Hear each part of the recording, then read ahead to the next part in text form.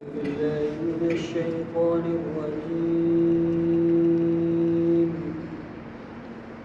بسم الله الرحمن الرحيم. ألف لام ميم صاد. كتاب أنزل إليك فلا يكن في صدرك حرج منه لتنذر به وذكرى للمؤمنين. اتبعوا ما أنزل إليكم من ربكم ولا تتبعوا من دونه أولياء قليلا ما تذكرون. وكم من قرية أهلكناها فجاءها بأسنا بياتا أو هم قائلون. وما كان دعواهم إذ جاءهم بأسنا إلا أن قالوا إنا كنا ظالمين. فلنسألن الذين أرسل إليهم ولنسألن المرسلين فلنقصن عليهم بعلم وما كنا غائبين. والوزن يومئذ الحق فمن ثقلت موازينه فأولئك هم المفلحون. ومن خفت موازينه فأولئك الذين خسروا أنفسهم بما كانوا بآياتنا يظلمون. ولقد مكناكم في الأرض وجعلنا لكم فيها معايش قليلا ما تشكرون. صدق الله العظيم. حروف مقطعات الله أعلم بمراده. इन्हनि जी माना अल्लाह साईं खे ख़बर आहे. किताब आहे जेको नाज़िल कयो विया तुंहिंजे तरफ़, पोइ न हुजे तुंहिंजे सीने में का तंगी इन्हीअ खां, हिन लाइ त ड्रेजारे तूं इन जे ज़रिए सां ऐं नसीहत आहे मोमिननि जे लाइ. ताबेदारी कयो तव्हां उहो जेको नाज़िल कयो विया तव्हांजे तरफ़ तव्हांजे रब जे तरफ़ां, ऐं न कढ लॻो तव्हां सवाइ इन्ही जे वलीअनि जे. थोरो आहे जो नसीहत हासिल कयो था तव्हां. केतिरनि ई ॻोठनि खां हलाक कयोसीं असां इन्हनि खे, पोइ आयो इन्हनि वटि अज़ाब असांजो राति जे वक़्तु या इहे मंझंदि जो कैलूलो कंदड़ हुआ, मंझंदि जो आराम कंदड़ हुया. पोइ न हुयो सॾु इन्हनि जो पुकार इन्हनि जी मगर, पोइ न हुयो सॾु ऐं पुकार इन्हनि जी जंहिं वक़्तु आयो इन्हनि वटि असांजो अज़ाब, मगर चवण त बेशक असां हुयासीं ज़ालिम. पोइ ज़रूरु ज़रूरु सवाल कंदासीं असां उन्हनि माण्हुनि खां जो मोकिलिया विया आहिनि इन्हनि जे तरफ़ रसूल, ऐं ज़रूरु ज़रूरु सवाल कंदासीं असां रसूलनि खां. पोइ ज़रूरु ज़रूरु किस्सो बयानु कंदासीं असां इन्हनि ते इल्म जे ज़रिए सां, ऐं न हुयासीं असां ग़ाइब ग़ैर हाज़िर. ऐं वज़न ताईं हक़ हूंदो, पोइ जेको माण्हू ॻरा थिया ताराज़ू उन जा, तोर उन जी, वज़न उन जा, पोइ इहे ई कामयाबु थींदड़ आहिनि. ऐं जंहिंजी तोर ताराज़ू वज़न हल्का थिया, पोइ इहे उहे माण्हू आहिनि जिन नुक़सान में विधो, खसारे में विधो, टोटरे में विधो पंहिंजो पाण खे, पंहिंजे नफ़्सनि खे. उन जे करे जो असांजे आयतुनि सां ज़ुल्म कंदा हुया. ऐं बेशक टिकायोसीं असां तव्हांखे ज़मीन में, ऐं बणायोसीं असां तव्हांजे लाइ इन में मईशत खे। थोरो आहे जेको शुकुर कयो था तव्हां। सूरतुल आराफ जो पहिरियों रुकू 8 सिपारे जो 7 रुकू आयत नंबर 1 खां आयत नंबर 10 ताईं तिलावत कईसीं ऐं उन जो लफ़्ज़ी तर्जुमो पढ़ियोसीं। अल्लाह जे महिरबानी सां अॼु सूरह आराफ जो आगाज़ थियो आहे। इन सूरत जे इन तिलावत कयल रुकू जो तफ़सीर मारिफुल क़ुरान जुल्द नंबर 3 सफ़ो नंबर 515 उतां नकुल कजे थो। इन सूरत में ज़्यादातर मज़ामीन आख़िरत ऐं रिसालत सां ताल्लुक़ रखनि था। पहिरीं आयत किताबुन उनज़िल में नबूअत जो ऐं आख़िर आयत नंबर 6 में फलनसअलन्नल मुरसलीन में मआद ऐं आख़िरत जे तहक़ीक़ जो मज़मून आहे। चौथे रुकू जे अध खां 6 रुकू जे ख़त्म ताईं आख़िरत जो बहस आहे। पोइ 7 रुकू खां 21 रुकू ताईं उहे मामलात मज़कूर आहिनि जेके अंबिया अलैहिस्सलाम ऐं उन जे उम्मतुनि में थिया। इहे सभु मसइला रिसालत सां ताल्लुक़ रखनि था ऐं उन्हनि किस्सनि में गॾोगॾु मुनकिरीन रिसालत जे सज़ा जो बयान बि हलंदो अचे थो ताकी मुनकिरीन मौजूदीन इबरत हासिल कनि। ऐं रुकू 22 जे अध खां 23 जे ख़त्म ताईं वरी आख़िरत जो बहस आहे। सिर्फ़ु 7 ऐं 22 रुकू जे शुरू में ऐं आख़िरी रुकू 24 जे अक्सर हिस्से में तौहीद ते ख़ासि बहस आहे। बाक़ी तमामु घटि हिसो सूरत जो अहिड़ो आहे जंहिंमें जुज़वी फ़ुरूई अहकाम बमुनासिबत मक़ाम ज़िक्र थियल हुजनि। इन आयत में इन रुकू में अल्लाह ताला क़ुरान शरीफ़ जे सचाई सां आगाज़ कयो त हे क़ुरान बरहक़ आहे, नबी सल्लल्लाहु अलैहि वसल्लम ते नाज़िल कयल आहे। त नबी सल्लल्लाहु अलैहि वसल्लम खे अल्लाह ताला तसल्ली ॾींदे फ़रमायो त उन जे करे तुंहिंजी दिलि तंग न थिए। दिलि जे तंगी मां मुराद आहे त क़ुरान करीम ऐं उन जे अहकाम जी तबलीग में पाण करीम सल्लल्लाहु अलैहि वसल्लम खे कंहिं बि क़िस्म जो ख़ौफ़ माने न हुजणु घुरिजे त माण्हू उनखे कूड़ो कंदा ऐं पाण करीम सल्लल्लाहु अलैहि वसल्लम खे ईज़ा पहुचाईंदा। इन ते दिलि तंग न थियणु घुरिजे। छो त बज़ाहिर क़ुरान खे ॿुधण वारा, क़ुरान खे फॉलो करण वारा, क़ुरान ते हलण वारा तमामु थोरा माण्हू आहिनि। पोइ माण्हू जे दिलि में तंगी पैदा थिए थी। पोइ अल्लाह ताला नबी सल्लल्लाहु अलैहि वसल्लम खे फ़रमायो त इहा तंगी दिलि में पैदा न थियणु घुरिजे। इन दिलि जे तंगी जो ॿियो मक़सदु इहो आहे, बाज़ हज़रात फ़रमायो आहे क़ुरान ऐं अहकाम इस्लाम ॿुधी करे जेके बि माण्हू मुस्लमान न थींदा पोइ नबी सल्लल्लाहु अलैहि वसल्लम ते शफ़क़त जे करे इहा ॻाल्हि ॾुखी गुज़रंदी, जंहिंजे करे दिलि में तंगी पैदा थींदी हुई।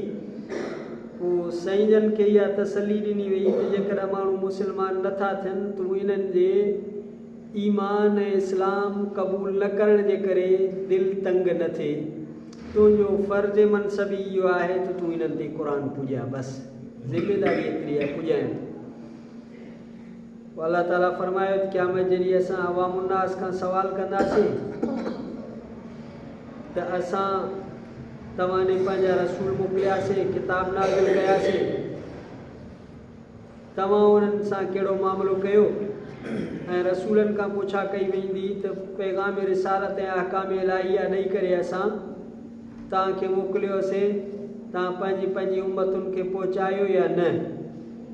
हज़रत जाबिर रज़ी अल्लाह ताला अन्हु खां रिवायत आहे नबी सल्लल्लाहु अलैहि वसल्लम हज्जतुल वदा जे ख़ुतबे में माण्हुनि खां सवाल कयो, क़यामत जे ॾींहुं तव्हां माण्हुनि खां मुंहिंजे बारे में सवाल कयो वेंदो त मां तव्हांखे अल्लाह जो पैगाम पहुचायो या न, पोइ तव्हां कहिड़ो जवाबु ॾींदो? सभु सहाबा इकराम अर्ज़ु कयोसीं असां जवाबु ॾींदासीं त तव्हां अल्लाह जो पैगाम असां ताईं पहुचायो ऐं अमानत ख़ुदाबंदी जो हक़ अदा कयो ऐं उम्मत सां ख़ैर ख़्वाही जो मामिलो कयो। इहो ॿुधी करे पाण करीम सल्लल्लाहु अलैहि वसल्लम फरमाया अल्लाहुम्मा शहद या अल्लाह मुंहिंजा तूं गवाह रहिजां त मां उम्मत ताईं क़ुर खे पहुचायां। पोइ ॿी रिवायत में क़यामत जे ॾींहुं अल्लाह ताला मूंखां दरियाफ़ फरमाईंदो छा मां अल्लाह ताला जो पैगाम ॿारनि ताईं पहुचायो, ऐं मां जवाब में अर्ज़ु कंदुमि त मां पहुचायो।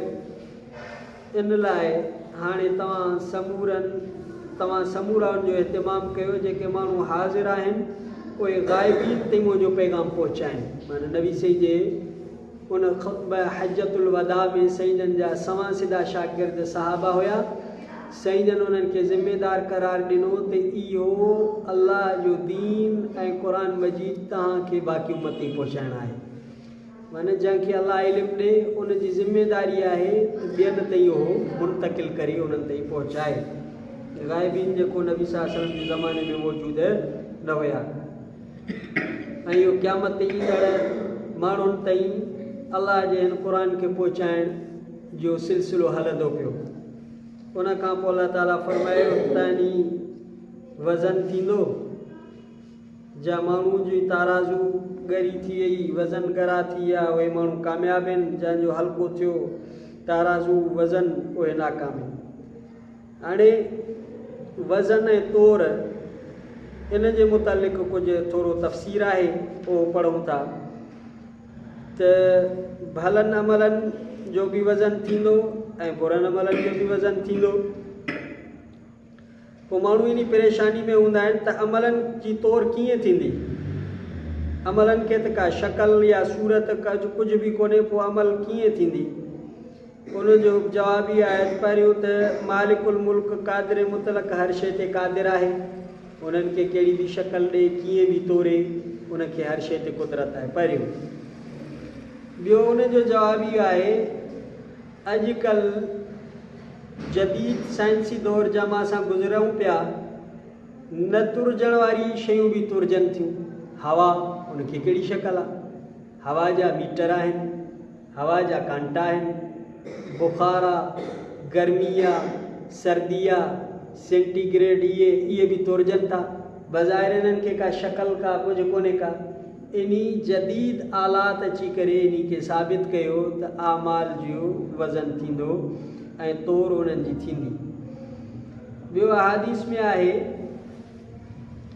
टियों जो इहो आहे त अल्लाह ताला अमलनि खे हिकिड़ी शक्ल जौहरी ऐं वजूद अता फरमाईंदो। ये हदीस पाक में ईंदो आहे त बरज़ख ऐं महशर में इंसानी आमाल ख़ासि शक्लनि ऐं सूरतुनि में ईंदा। क़बर में इंसान जा आमाल सालिया हिकिड़ी सुहिणी सूरत वठी करे उन सां उन्स जे लाइ ईंदा आहिनि ऐं बुरा अमल नांग ऐं विछूं जी शक्ल वठी करे उनखे चिंबड़ी वेंदा आहिनि।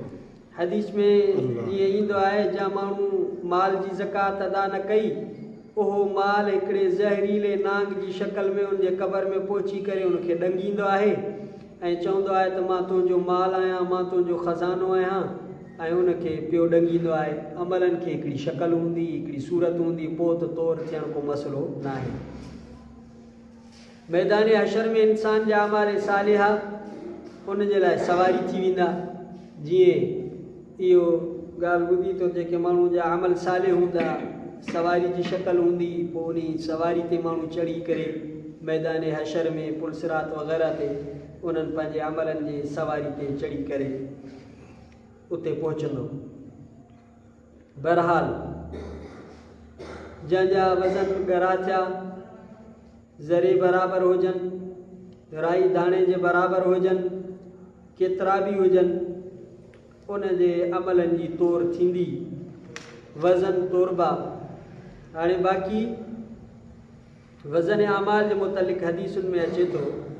हिकिड़ी हदीस पाक में अचे थो त महशर जे मीज़ान अदल में, इंसाफ़ जे ताराज़ू में सभ खां वॾो वज़नी कलमो हूंदो ला इलाहा इल्लल्लाहु मुहम्मदुर रसूलुल्लाह सल्लल्लाहु अलैहि वसल्लम। जहाँ पलड़े में इहो कलमो हूंदो उहो सभ ते वज़नी हूंदो।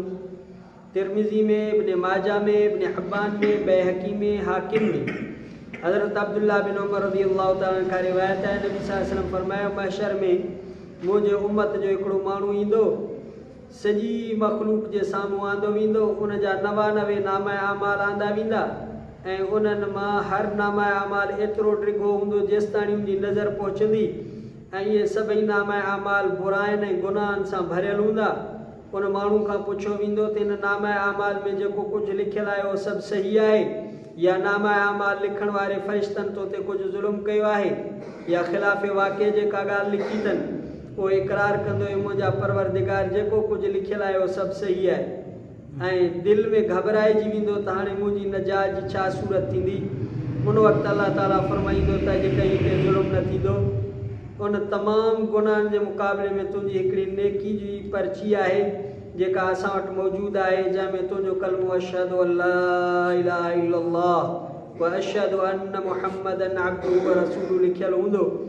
अर्ज़ु कंदो ऐं परवरदिगार एतिरे वॾे स्याहनामे आमाल जे मुक़ाबले में इहा नंढी पर्ची छा वज़न रखंदी। उन वक़्तु इरशाद थींदो त तव्हां ते ज़ुल्म न थींदो। हिकु पलड़े में उहे सभु गुनाहनि जा 99 दफ़्तर रखिया वेंदा ऐं ॿिए पलड़े में इहो कलमो ईमान जी पर्ची रखी वेंदी। उन कलमे जो पलड़ो भारी थी वेंदो ऐं सभु गुनाहनि जो पलड़ो हल्को थी वेंदो। इन वाक़े खे बयानु करे नबी सल्लल्लाहु अलैहि वसल्लम फरमाया अल्लाह जे नाले जे मुक़ाबले में का शइ बि वज़नी न आहे। ॿी रिवायत में मुस्नद बज़ार मुस्तदरक हाकिम में हज़रत इब्न उमर खां रिवायत आहे, नबी सल्लल्लाहु अलैहि वसल्लम फरमाया जॾहिं नूह अलैहिस्सलाम जे वफ़ात जो वक़्तु आयो त उन पंहिंजे पुटनि खे गॾु करे फरमायो मां तव्हांखे कलमे ला इलाहा इल्लल्लाह जी वसियत कयां थो, छो जेकॾहिं 7 आसमान ऐं ज़मीन हिकिड़े पलड़े में कलमो ला इलाहा इल्लल्लाह ॿिए पलड़े में रखिजे त कलमो ला इलाहा इल्लल्लाह वज़नी थी वेंदो। त एॾो वॾो इन जो आहे वनज़उल मवाज़ीनल क़िस्त लियौमिल क़ियामह फला तुज़लमु नफ़्सुन शैअन व इन कान मिस्क़ाल हब्बतिन मिन ख़रदलिन अतैना बिहा व कफ़ा बिना हासिबीन व अम्मा मन थक़ुलत मवाज़ीनुहु फ़हुव फ़ी ईशतिन राज़ियह व अम्मा मन ख़फ़्फ़त मवाज़ीनुहु फ़उम्मुहु हावियह। जंहिंजो जेतिरो बि नंढड़े खां नंढड़ो अमल हूंदो उहो ताराज़ू में तुरंदो ऐं जंहिंजो ताराज़ू में वज़न भारी थी वियो उहो जन्नत में हूंदो, ख़ुशी में हूंदो। अबू दाऊद में हज़रत अबू हुरैरा रज़ियल्लाहु तआला अन्हु खां मनक़ूल आहे जेकॾहिं कंहिं बाने जे फ़राइज़ में का कमी हूंदी त रब्बुल आलमीन जो इरशाद थींदो ॾिसो हिन बाने जा कुझु नफ़िल वग़ैरह आहिनि या न आहिनि। जेकॾहिं नफ़िल हूंदा त फ़र्ज़नि जे कमी खे नफ़िलनि जे ज़रिए पूरो कयो वेंदो। फ़राइज़ निमाज़ में कमी आहे, नफ़िल निमाज़ सां पूरो थींदो। फ़र्ज़ हज में कमी आहे, उमिरे सां पूरो थींदो। फ़र्ज़ ज़कात में कमी आहे, सदके ख़ैरात सां पूरो थींदो। जेके बि फ़र्ज़ रोज़नि में कमी आहे, नफ़िली रोज़नि सां नफ़िली इबादत सां उन्हनि जो पूरो थींदो। इन में इन्हनि तमामु रिवायात जो हासिल आहे त मोमिन मुस्लमान जो पलड़ो बि कॾहिं भारी थींदो कॾहिं हल्को थींदो। बाज़ उलमा तफ़सीर फ़रमाए त इन में मालूम थिए थो त महशर में वज़न 2 दफ़ा थींदो। पहिरियों थींदो कुफ़ुर ऐं ईमान जो वज़न, पहिरियों वज़न थींदो कुफ़ुर ऐं ईमान जो जंहिंजे ज़रिए मोमिन ऐं काफ़िर जुदा थी वेंदा। उन वज़न में जंहिंजे नाम आमाल में सिर्फ़ु कलमो ईमान जो हूंदो उनजो पलड़ो भारी थी वेंदो ऐं उहो काफ़िरनि जे जमात मां अलॻि थी वेंदो। पोइ ॿियो वज़न वरी आहे नेक अमल ऐं बद अमल जो। उन में कई मुस्लमान जी नेकी कंहिंजे बुराइनि खे भारी थी वेंदी, उन जे मुताबिक़ उनखे जज़ा ऐं सज़ा मिलंदी त पोइ माना ईअं थींदो। बाक़ी वज़न आमाल कीअं थींदो, बुखारी मुस्लिम में बरिवायत अबू हुरैरा सही या मनक़ूल आहे, नबी सल्लल्लाहु अलैहि वसल्लम फरमाए क़यामत जे ॾींहुं कुझु थुल्हा माण्हू ईंदा जंहिंजो वज़न अलाह वटि हिकिड़े मच्छर जे बराबरि बि न हूंदो ऐं उन जे गवाही में क़ुरान शरीफ़ बि फरमाया फला नुक़ीमु लहुम यौमल क़ियामति वज़ना, इन्हनि जो कोई बि वज़न कोन हूंदो। ऐं ॿी हदीस में अब्दुल्लाह बिन मसूद रज़ियल्लाहु ताला जे मनाक़िब में इहा हदीस आहे त नबी सल्लल्लाहु अलैहि वसल्लम फरमायो उन जूं टंगूं ज़ाहिर में केतिरियूं सनियूं आहिनि पर कसम आहे उन ज़ात जो जंहिंजे कब्ज़े में मुंहिंजी जान आहे, क़यामत जे ॾींहुं मीज़ान अदल में उनजो वज़न उहद जबल खां बि ज़्यादा आहे, माना अमल जो वज़न थींदो। हज़रत अबू हुरैरा साईं जी इहा हदीस जंहिं ते इमाम बुखारी पंहिंजे किताब खे ख़तमु कयो आहे उन में फरमाई त 2 कलमा अहिड़ा आहिनि जेके ज़बान ते हल्का आहिनि पर ताराज़ू अमल में ॻरा आहिनि, अलाह खे प्यारा आहिनि। उहे कलमा आहिनि सुबहान अल्लाहि व बिहम्दिही सुबहान अल्लाहिल अज़ीम। ऐं हज़रत अब्दुल्ला बिन उमर खां रिवायत नबी सल्लल्लाहु अलैहि वसल्लम फरमाए सुबहान अल्लाह चवण सां ताराज़ू जो अधु पलड़ो भरिजी वेंदो आहे, अल्हम्दुलिल्लाह चवण सां बाक़ी रहियल अधु बि भरिजी वेंदो आहे। ऐं नबी सल्लल्लाहु अलैहि वसल्लम फरमाए हज़रत अबू दरदा खां नकुल थियल आहे मीज़ान अमल में सुहिणे अख़लाक जे बराबरि काई बि शइ वज़नी न हूंदी। सुहिणो अख़लाक इहा वॾी ॻाल्हि आहे, वॾो वज़नी अमल आहे, पोइ ईअं जेको आहे वज़न थींदो। हिकिड़ी रिवायत में हज़रत हाज़िम नकुल कया त नबी सल्लल्लाहु अलैहि वसल्लम वटि हिकिड़ो दफ़ो जिब्रील अमीन अलैहिस्सलाम तशरीफ़ फरमा थियो ऐं उतां कोई शख़्स ख़ौफ़ खुदा जे करे रोनो हुयो त पोइ जिब्रील अमीन अलैहिस्सलाम फरमाए इंसान जा सभु अमलनि जो वज़न थींदो पर ख़ुदा ऐं आख़िर जे ख़ौफ़ खां रोइण अहिड़ो अमल आहे जंहिंखे तोड़ियो न वेंदो बल्कि हिकिड़ो ॻोढ़ो बि जहन्नम जे वॾी बाहि खे विसाए छॾींदो। ख़ुदा जे ख़ौफ़ में माण्हू जो जेको हिकिड़ो ॻोढ़ो वहे थो जहन्नम जे वॾी बाहि खे विसाए छॾींदो। एॾो वज़नी आहे जंहिंजो वज़न ताराज़ू में न थींदो। ख़ौफ़ ख़ुदा में रोइण, अलाह जी मुहबत, अलाह जे शौक़ ऐं इन में पोइ हिकिड़ी हदीस में अचे थो मैदान हशर में हिकिड़ो माण्हू हाज़िर थींदो जॾहिं हुनजा नामा अमाल साम्हूं आंदा वेंदा पोइ पंहिंजे नेक अमाल खे तमामु घटि ॾिसंदो, घबराइजी वेंदो। अचानक हिकिड़ी शइ ककर वांगुरु उथंदी ऐं हुनजे नामा अमाल जे पलड़े में वञी किरंदी। उनखे ॿुधायो वेंदो हे तुंहिंजे उन अमल जो समरो ऐं नतीजो आहे जेको दुनिया में माण्हुनि खे दीन जा अहकाम ऐं मसाइल ॿुधाईंदो हुए ऐं सेखारींदो हुए या तुंहिंजे तालीम जो सिलसिलो अॻिते हलंदो रहियो। जंहिं माण्हू इन ते अमल कयो उन सभ जे अमल में तुंहिंजो हिसो लॻायो वेंदो। माना आलिम, दीन सेखारण वारो, दीन पढ़ाइण वारो, दीन ॿुधाइण वारो, मसइला ॿुधाइण वारो।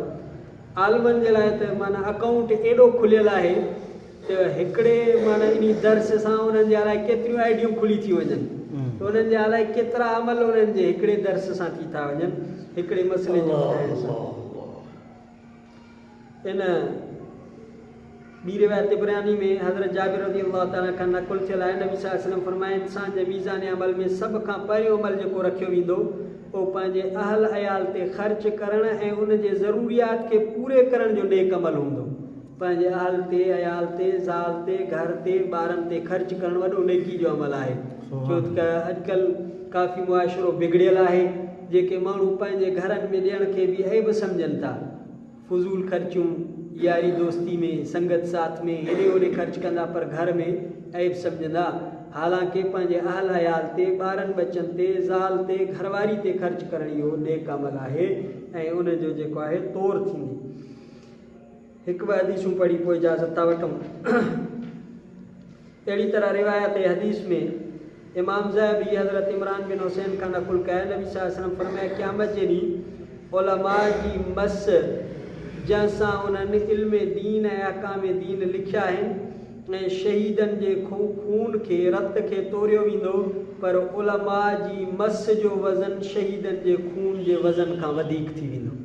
आलिम सगोरा जेके मस लिखनि था, मस सां मसाइल लिखनि था, माण्हुनि जी रहनुमाई कनि था शरीयत ऐं क़ुरान जी रोशनी में, इन्हनि जे मस जो एॾो वज़न हूंदो जो शहीद जे रत जे वज़न खां बि इन जो वॾो वज़न हूंदो। हाणे अॼुकल्ह असांजे मुआशिरे में उलमा ते केतिरी तनक़ीद आहे, उलमा जे ख़िलाफ़ु केतिरी बकवास आहे, उलमा ते केतिरो जेको आहे उन्हनि खे ॻाल्हायो थो वञे। अल्लाह ताला असांखे नेक साले उलमा जे क़दुरु करण जी तौफ़ीक़ अता फ़रमाए। बहरहाल पोइ अल्लाह ताला इन्हनि खे तोरींदो, नेक अमलनि खे बि, बुरनि अमलनि खे बि। पोइ जंहिंजा अमल वज़नी थी विया उनखे कामयाबी मिलंदी, जंहिंजा अमल हल्का थी विया उहो नाकाम थींदो, उन नुक़सान वेंदो। आख़िर आयत जे हिसे में अल्लाह ताला फरमाए क़लीलन मा तशकुरून, मुंहिंजे एॾनि नेमतुनि जे बावजूदि तव्हां तमामु थोरो शुक्र था कयो। अल्लाह ताला असांखे पंहिंजो शुक्रगुज़ार बानो बणाए। अल्लाह ताला असांखे कलाम मुक़द्दस सां मुहबत नसीब फ़रमाए। अल्लाह ताला असांखे पंहिंजे बारगाह में दीन जी ख़िदमत करण जे सिले में अल्लाह ताला असांखे मक़बूल मंज़ूर फ़रमाए। रब्बना आतिना फिद दुनिया हसनतुम व फिल आखिरति हसनतुम व क़िना अज़ाबन्नार अल्लाहुम्मा इन्नका अफ़ुव्वुन करीमुन तुहिब्बुल अफ़्व फ़अफ़ु अन्ना सल्लल्लाहु तआला खैर ला इलाहा इल्लल्लाह मुहम्मदुर रसूलुल्लाह।